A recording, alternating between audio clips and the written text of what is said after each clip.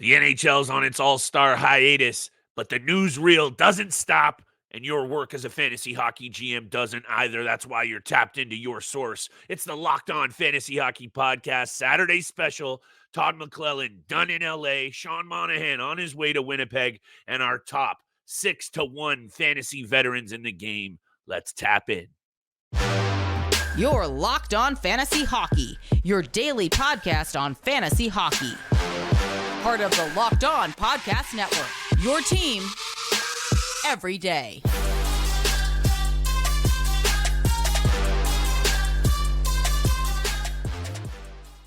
You heard the music, and you know what time it is. It's time for the Locked On Fantasy Hockey Podcast, here for a little Saturday special to make sure all of your fantasy hockey news and angles are covered.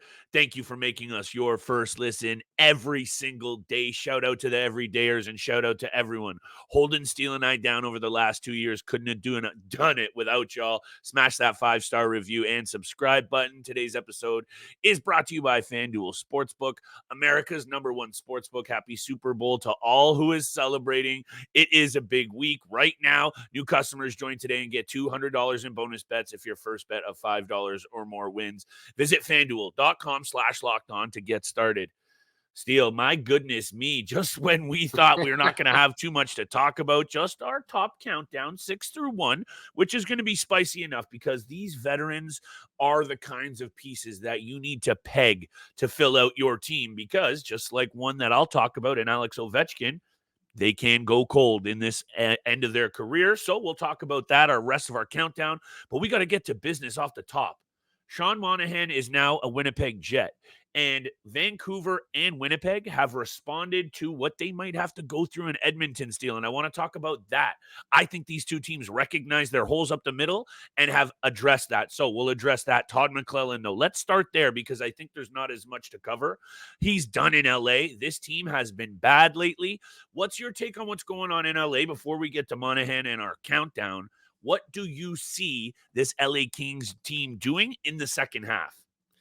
Yeah, I'm not really sure, to be honest. And personally, I think the firing of Todd McLellan was a little bit unjustifiable. I understand that they're going through a rough spell right now, and they've really struggled over the last 10 to 15 games. But I don't think that has anything or has a lot to do with Todd McLellan's coaching, because he got them to this point in earlier in the season. Sure. We go back to Drew Doughty's comments just the other day where he was where he was focusing majority on the players and not living up to expectations and standards of team play, playing for themselves, padding the stats, as we like to call it in basketball. And that's what we were seeing. And that's what was being showcased to a lot of the fans out there. They would get 2-goal leads and end up costing the game because they were looking for more points. What was he calling it? Cookie time? They thought it was cookie time? Yeah, it was cookie time. Yeah, that's hilarious. That's exactly what it was. They weren't playing team hockey. They weren't playing focused hockey. And, again, I think someone left a comment on the YouTube channel the other day. The common denominator has been Pierre-Luc Dubois. Now, I don't want to fully blame him, but if you go to Columbus, Winnipeg, and now the LA Kings, there seems to be turmoil wherever he goes. So, again, I'm not fully blaming Pierre-Luc Dubois. A lot of the players need to be a lot better than what we've seen over the last 15 games, but I don't think it was justifiable to fire Todd McLellan when the team is still 23-15-10 on the season. And it's the first time all season that they've even dropped out of the top 3 in their respective division. They're still in a wild card spot. So for me, I think it was a little unjustifiable. I think you would continue to ride it out maybe a little bit longer over the NHL All-Star break when they come back. But after that, if it continued, maybe you fire him then. But for me, it was just unjustifiable. I'm here for this take, and I actually tend to agree with you because I think my approach to in-season coach firings.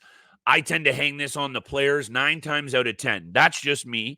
I think in this situation, given that they are 3-8-6 over their last 17, I understand the response to the poor play. I just don't think that this was the move. Also, Rob Blake, the GM in LA, only about 2 weeks ago said that he had ruled out an in-season coaching change. So that's number 2. And number 3, All of a sudden, Steele, this is the sixth NHL coach to be fired this season, along with Lane Lambert, DJ Smith, Jay Woodcroft, Dean Evison, your old former boy, and Craig Berube. Something tells me at least one of those names, especially Craig Berube, could be back behind a bench very, very soon. Anyway, quick sidebar. But this LA Kings team has to turn it around in a hurry. I'm with you, though, in terms of they're still very much alive in that division. They need to turn it around in Pierre-Luc Dubois. Another good point. You're on fire, by the way. This Kings club started the year. Hold on, let me pull that up because I had that number up as well. 27-4 to open the year. We were all over these peripheral fantasy pieces. We were loving that Victor Arvidsson, Deneau, Trevor Moore line. Arvidsson once again comes up, Steele. One of those pieces that, sure, 45, 55-point man, but he is like the glue that holds that bottom six together. And that was one of the biggest strengths of that LA Kings team last year was their ability to roll 3 effective lines, and they haven't been doing that. However, interesting tie-in into this Winnipeg Jets club because on the other foot, they are cruising right now. Now, let's take a look at this Sean Monahan news, Steele. Aside from what I want your take on this, now you have, in a matter of days, the Vancouver Canucks and the Winnipeg Jets, 2 teams that are very much going for it this year, adding center depth, players up the middle, because why? They know they're most likely going to have to go through that red-hot Edmonton Oilers team who, and here I want your take on this, in my opinion, have the best center depth in the league, and I don't think this is a bold take. Ryan Nugent-Hopkins, Leon Draisaitl, and Connor McDavid up the middle are the best trio, and I think that's what you're seeing from these 2 teams responding to the team they might have to go through in a matter of months. Yeah, I think that's definitely the case. And obviously Winnipeg Jets trying to make a response to what the Vancouver Canucks did with Elias Lindholm.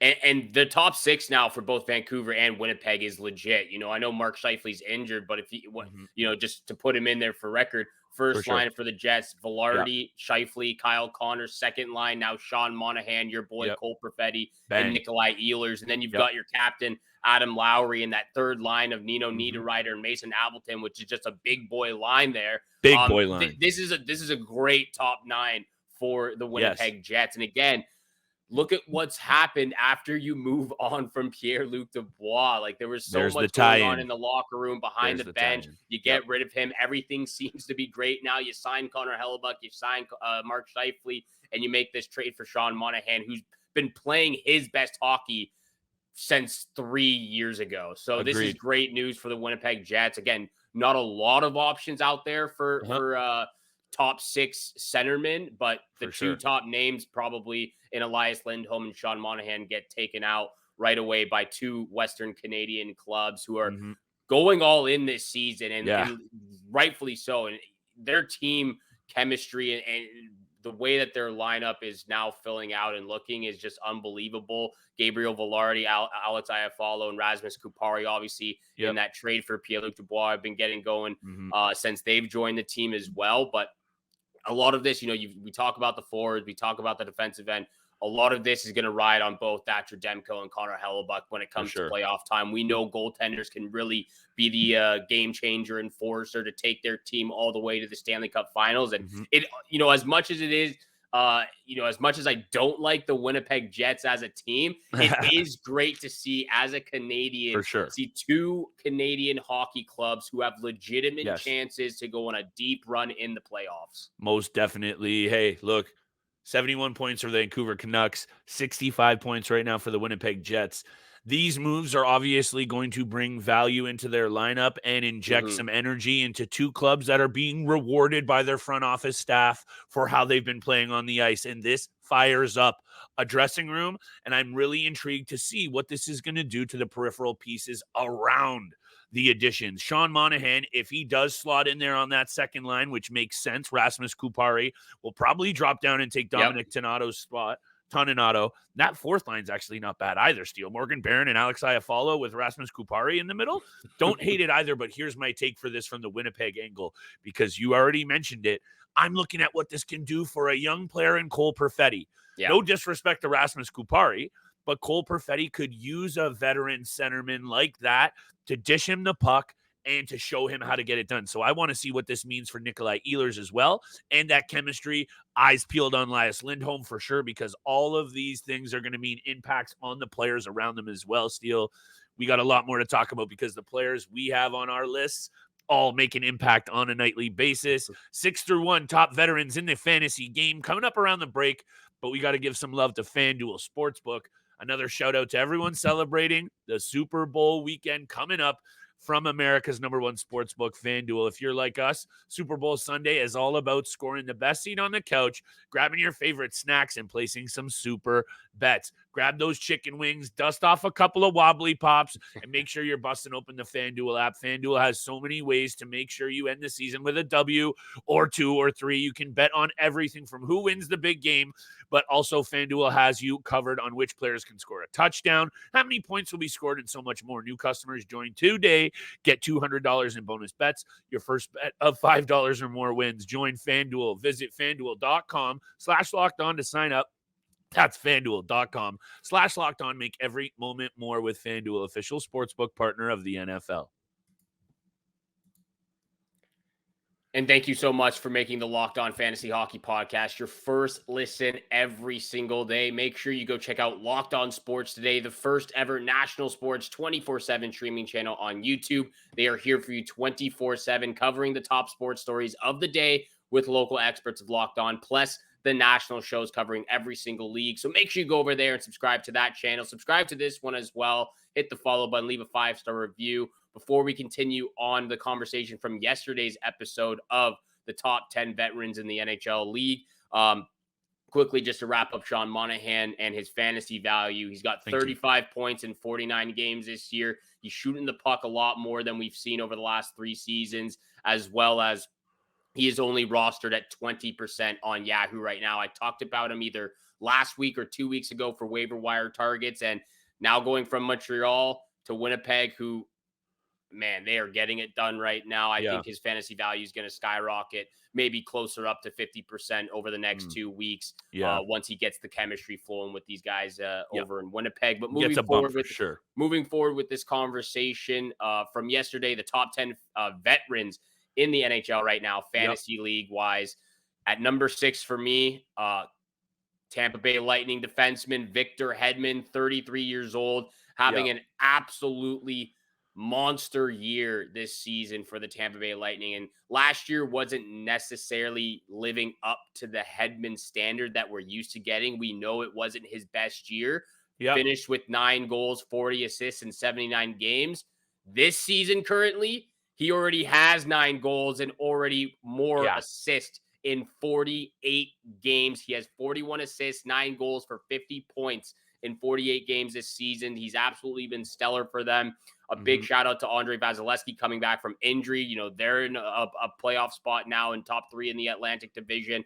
He's got 101 shots, 58 blocks, 29 hits. Obviously a power play specialist at the quarterback position on the blue line. And that power play, I mean, there's just so many options to go to. Steven Stamkos, who I'm going to get to shortly. Nikita Kucherov on the right side. Braden Point, who fills in that slot position. And then whether it's Sorelli or Nicholas Paul in front of the net, grabbing those rebounds. That is an absolute deadly power play, top power play in the NHL right now. Victor Hedman quarterbacking the way, though. For me, he comes in at number 6. I'm so glad that you bring up Victor Hedman. And to me, he deserves to be higher on this list, but this isn't an egregious error. He should be for sure in the top 10, and in my opinion, in the top 5. I'll talk about him in a second, but interesting because I got these odds up, Steele. He's right now paying plus 3,000 as the 5th favorite to win the Norris. Obviously, Quinn Hughes and Makar deserve to be ahead of him. I'm just saying he's perennially in the top 3, I believe, 7 straight seasons, including winning it. Always in the conversation. He was in the top 3 in Norris voting. Yeah, he had that bit of a blip last year, but that was only because we're holding him to his extremely high standards, because 49 points from a blue liner is still excellent. But I hear you, and I respect the take. I'll talk about him a little bit more in a second. You spoke about Alex Ovechkin yesterday. All the angles are covered. Everyone knows Ovi's having a down year. 9 goals, 31 points. It's not Ovi-like. It's not even close to Ovi-like. And you mentioned the takes yesterday, so I'm going to keep this one short and sweet about his draft position. A lot of people still valuing him in that top elite tier, which I think is starting to fade. Yeah. But he earned this spot based on reputation and based on that shot alone. And I think you'll see him still return to his form in some sense. I don't think he'll ever go back to that 50 goal a season pace, but I could still see him popping 30 a year. It's just really been a struggle for him. And I'll bring up this point lastly. No disrespect to Dylan Strome or Tom Wilson, but Alex Ovechkin needs some help. Yeah. Washington only has, and this is my last point on this deal, and I know he's been struggling, and I'm not going to just throw his teammates under the bus, but they are only on top of the San Jose Sharks by 6 total goals and the Chicago Blackhawks by 8 for the least scored in the NHL this year. That's embarrassingly bad. And clearly the lack of talent around Ovi at 38 years old is playing a factor, because I'm telling you, throw someone else in there. I don't even know who, but anybody else, I'm telling you, he has 20 instead of 10. So that's my take on it. He deserves to be on this list. He's at number 6 for me. What do you think about that? Yeah, it's a different looking Washington Capitals club. I know Yeah. John Carlson came back from that injury, that really nasty injury just last season. But that's not going to be the biggest difference maker here. He's playing with Right. a lot of new players, younger players as well. He doesn't have his boy Backstrom. It's just not the same looking Washington Capitals over the last 5 years for Alex Ovechkin. And it's really, you can see it with his teammates and the way he's playing right now. So he's going to need a little bit more help if they want any chance getting into the postseason. At number 5, though, this player already has all the help. And I just talked about his defenseman partner over there, Victor Hedman. Steven Stamkos comes in at number 5 for me, 33 years old, 13 out of 16 seasons. He's been a point per game player. He's got a career average 16.7 shooting percentage. He's currently shooting at 14.6 this season. So it's a little bit down from his average, but it's been his bread and butter, his consistency there. 21 goals, 47 points in 47 games. There have obviously been those few seasons where the injuries got the better of him, but he's also played 12 full-length seasons, 77-plus games or more. He's been fully healthy the last 3 years when he's put up 237 points in 209 games. Obviously, I just said about the power play with Victor Hedman. He is absolutely lethal on the power play, just like Kucherov, Braden Point, and his boy Hedman over there on the blue line. Like we like to say, he posts up in Ovi's office, as we like to call it, and he's just waiting. He's just waiting for a pristine pass from either Kucherov or Victor Hedman. And you put it in his wheelhouse, he's scoring pretty much every single time. He's got one of the best slap shots, probably, in my opinion, right behind Alexander Ovechkin. So Steven Stamkos, for me, he makes it at number 5. He's just one of those veterans. Again, when he's healthy and he consistently stays healthy, he's got to be a top 2, top 3 draft pick, in my opinion.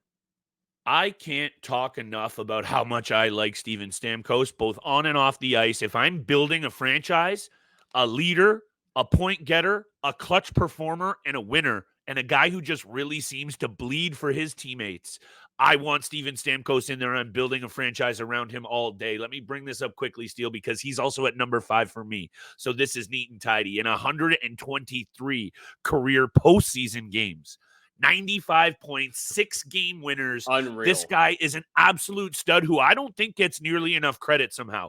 I'm not going to say underrated, but I'm going to say he deserves a lot more credit for what he's done over the course of his career. He has 2 Rocket Richard trophies, Steele. And I remember when he came into the league after the year in Sarnia, he put up 105 points in 60 games in the O and went first overall.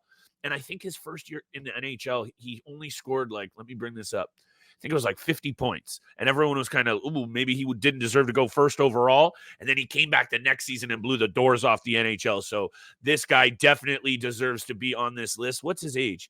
He's 33 years old. Good Markham, Ontario lad. Shout out to Steven Stamkos. Shout out to Markham as well. He deserves to be on this list, Steele. And I'm loving that my top 5 all are winners. So, well, except for the next guy. But anyway, I'm loving this angle. Who you got it for? Because our top 5 is going to be very similar.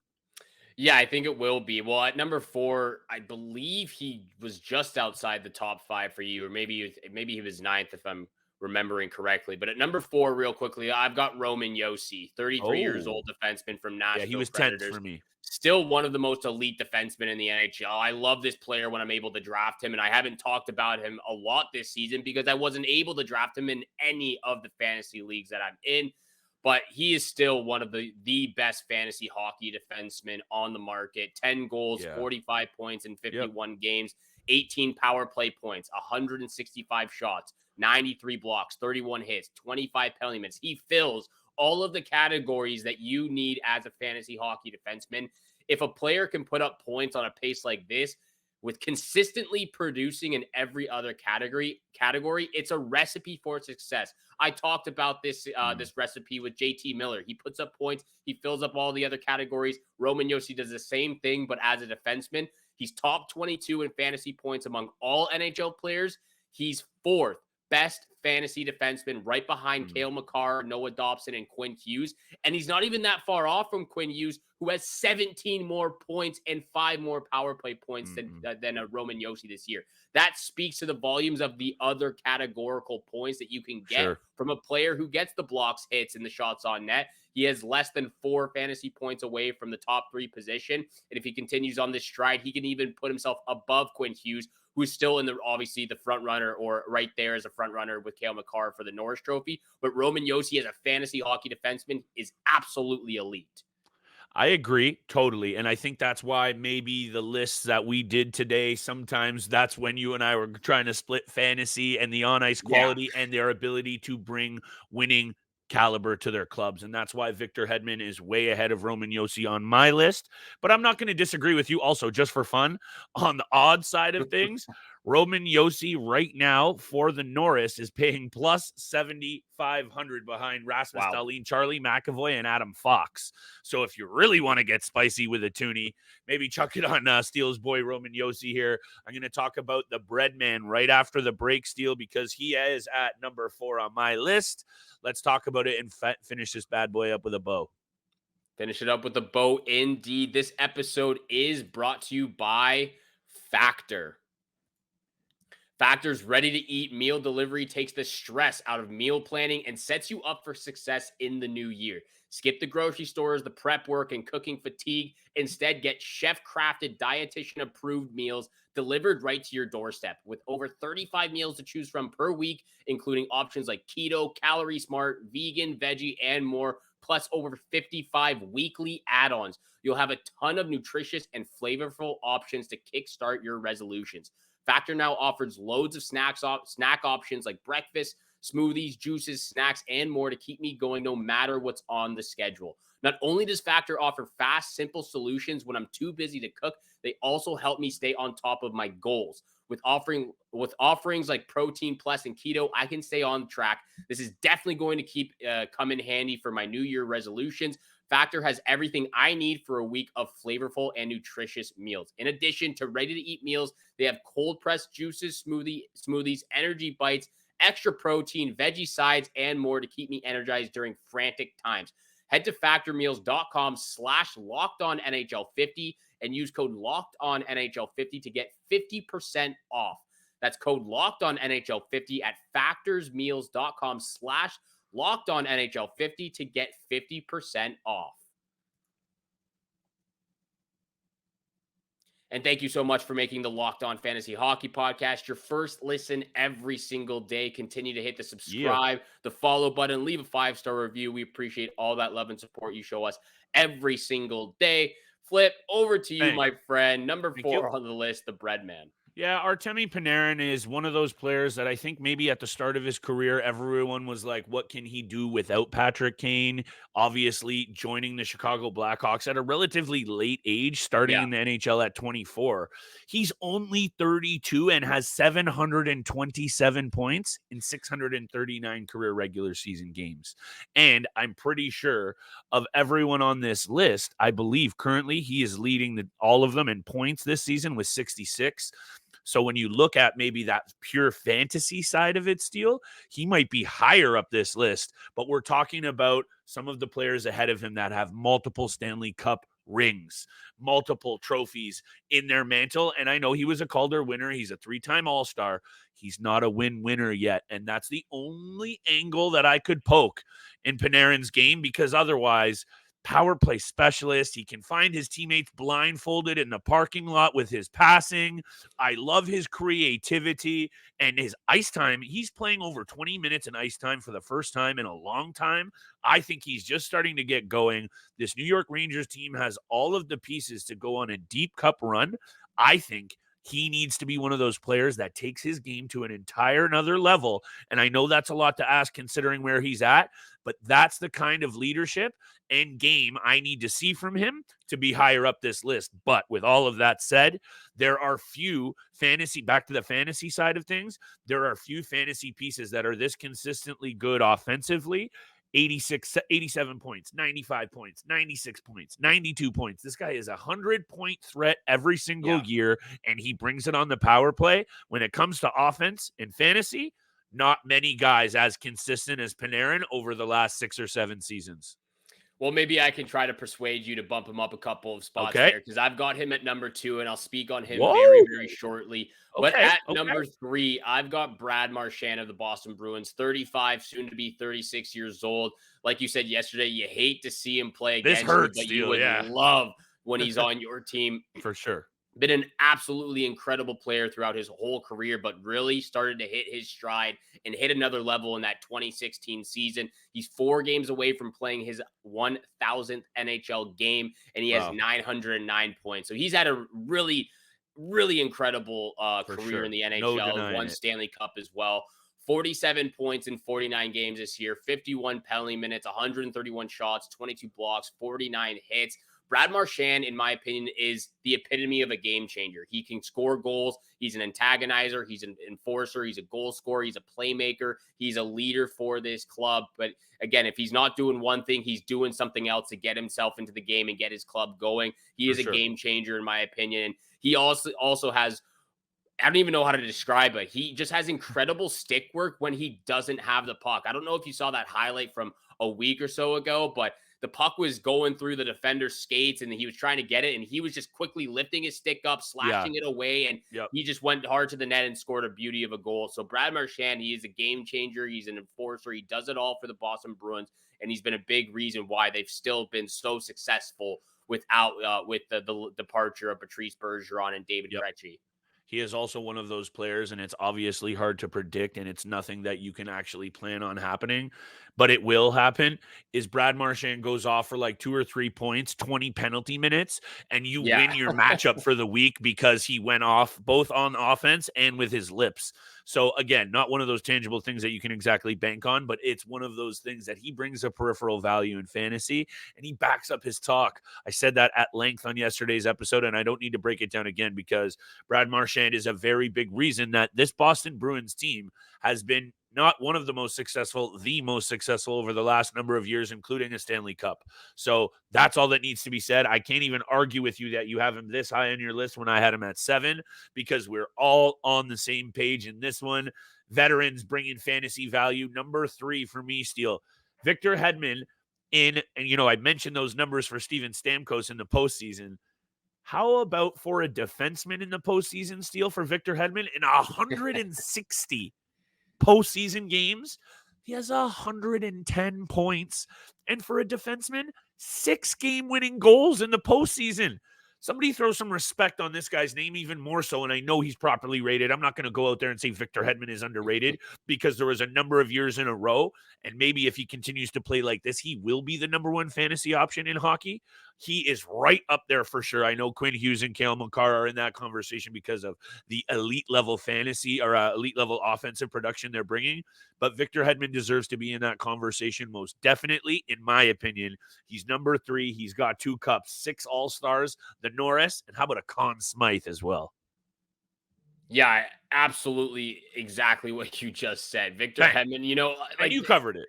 I covered it, and again, if we're going more Stanley Cup wise and Of accomplishments and course. awards, he's higher on the list, but I'm focusing a little bit more on the fantasy side of Fair. things. But he's having Fair. an unreal season, a monster season for the Tampa Bay Lightning. Big lad too, 6'7". Big lad.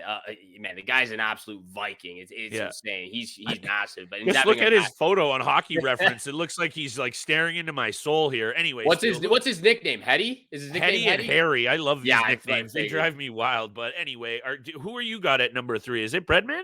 Or you got him at 2? At number 3, I had Brad Marchand. At number 2, I've got the Breadman, 32-year-old Breadman, Artemi Panarin. And this is what I've been waiting for from Panarin over the last 3 years. Sure. Shoot the damn puck. And he's finally doing that this season. He's got unbelievable hands and an incredible shot when he decides to use it. But for the first 8 years in the National Hockey League, he was only hitting the net anywhere from 170 to 230 shots a year, which wasn't enough for me. He now currently has 194 shots in 49 games. This is a player who can consistently put the puck on net every single season over 300 times and score 30-plus goals when he wants to. And I understand he's more of a playmaker. Like you said, he can pass the puck blindfolded, hit you tape to tape. He's a pass-first kind of guy. But when you have his capabilities, sometimes you have to have the shoot-first mentality, and that's what he's finally doing this season. He has, and I want to go down the list a little bit. You said it yourself. He has 2 70-plus point seasons, 2 80-plus point seasons, 3 90-plus point seasons. And the year that COVID first happened, he was on pace for 113 points. He's currently on pace for 110 points. He might not have won yet, but all this guy does is produce points up front offensively. 727 career NHL points in 639 games. He is a point getter. He's a producer, and he does it all. That's why they call him the Breadman. Hey, can't disagree. And look, I just need to see him get it done in the postseason and win. I'm not saying point-wise. That's just the angle I was placing more of an emphasis on. That's just me. Fantasy-wise, you could make an argument that he's maybe at the top of this list, perhaps. I don't know. But you know who's at the top of my list. And I have Evgeni Malkin at number 2. And I'll just lump this conversation in together because you know it's Sid. I'm reading a book about Sid right now, Steele. Number 87 for a player not wearing blue and white. He's probably my favorite ever. And for obvious reasons. This is a player, and just to talk about Crosby in a second, and Evgeni Malkin, I think they are there together for a reason. 3 cups. This is a dynasty steal, in my opinion. Evgeni Malkin led the league in scoring twice, 113 points and 109 in 2009 and 2012. I know that was a long time ago. But this season, 40 points in 46 games, he can still get it done. And I know the window for winning is shrinking rapidly in Pittsburgh. But I'll tell you this. If Tristan Jarry can catch a little bit of fire, I believe he is more than capable enough to be a goaltender to take a team on a run. They've got Erik Karlsson and Chris Letang. We know it's the balance. Can this team add at the deadline? I don't know. But how can you not ignore the ability of those 2 guys? And Crosby at number 1 is clear cut. And I know you got me on that one because you have him there too. But these 2 guys are winners. And when you get them in the postseason, if they do get there, it's a big if. I don't know if it's going to happen. I don't think there's a single team in the Eastern Conference that wants to take on a motivated Sid and Gino at one of their last kicks at the can. It doesn't matter how good the regular season went down. If this Pittsburgh club squeaks in, Steele, I don't want to be the team to face them at number 1 because Sidney Crosby is doing special things once again. And I'll close it off with this because we're getting long on the tooth. 3 cups, 2 Art Rosses, 3 Pearsons, 2 Rocket Richards, 2 Conn Smythes, 2 Hart trophies, and a 9-time All-Star. Put this guy right in the Hall of Fame as one of the best to ever do it, and that's a hands-down fact. It is a hands-down fact, and I'm not really going to go in depth on any of this. I just want one thing to say because I have Sidney Crosby at number 1. I don't have Malkin at number 2, but the last thing I want to say about Sidney Crosby is this guy's backhand is better than most players' front hand. It is absolutely incredible what he is able to do from different positions all over the ice and really just elevate his teammates to another level or even put them on his level at a consistent pace. So for me and yourself And maybe for a lot of people out there, Sidney Crosby, 36 years old, Sid the Kid, continues to get it done. And it might be one of the last kicks at the cans for them if they can get into the postseason, but it's not going to be one of the last seasons we see Sidney Crosby in the National Hockey League. He's got a lot of hockey left in him. NHL All-Star break coming up this weekend. Make sure you're tuning in for the NHL All-Star in Toronto. Thank you so much for making Locked On Fantasy Hockey Podcast your first listen every single day. Once again, go check out Locked On Sports today. They've launched the first ever national sports 24/7 streaming channel on YouTube. They are here for you 24/7, covering the top sports stories of the day with local experts of Locked On, plus the national shows covering every single league. So once again, thank you so much for tuning in for today's episode with Flip and I. Have a great weekend. Good luck with all your bets out there if you have any, and we shall see you back here again tomorrow. Shout out to Cole Harbor. Peace.